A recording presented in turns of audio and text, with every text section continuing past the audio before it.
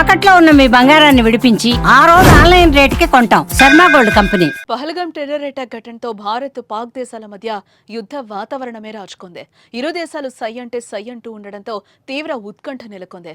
ఈ తరుణంలో భారత ప్రధాని నరేంద్ర మోదీతో కేంద్ర రక్షణ శాఖ మంత్రి రాజ్నాథ్ సింగ్ భేటీ అయ్యారు.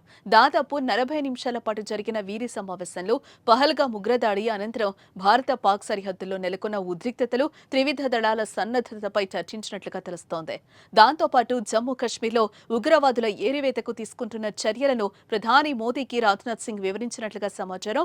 మోదీతో భేటీ కంటే ముందు రాజ్నాథ్ సింగ్ నిన్న భారత army chief Upendra Dwivedi, chief of general staff general Anil Chauhan తో సమావేశమయ్యారు. త్రివిధ దళాల యుద్ధ సన్నద్ధత, పాక్పై అనుసరించాల్సిన వ్యూహాల గురించి చర్చించారు.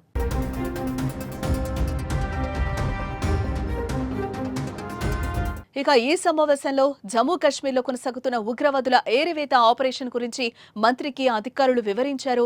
ఇదిలా ఉంటే ఉన్నతాధికారులతో భేటీ అయిన మరుసటి రోజే మంత్రి రాజ్నాథ్ సింగ్, అజిత్ దోవల్ ప్రధాని మోదీని కలవడంతో ఈ భేటీకి ప్రాధాన్యత సంతరించుకుందని చెప్పుకోవచ్చు.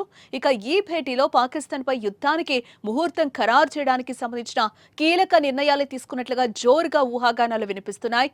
యుద్ధానికి సిద్ధమైతే ఎదుర్కోవాల్సిన పరిస్థితులు, భారత భద్రతా బలగాల బలాలపై ఈ సమావేశంలో ప్రధానంగా చర్చించారు.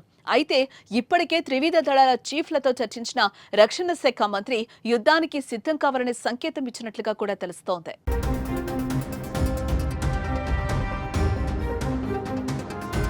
ఇక ఇదిలా ఉంటే మరోవైపు దేశ సరిహద్దు ప్రాంతాల్లో ఉన్న ప్రజలను కేంద్రం అలర్ట్ చేసింది. వరితో పాటు ఇతర పంటలు వేసిన రైతులకు ఆ పంటలను 48 గంటల్లో క్లియర్ చేసి వాటిని తరలించాలంటూ ఆదేశాలు జారీ చేసింది.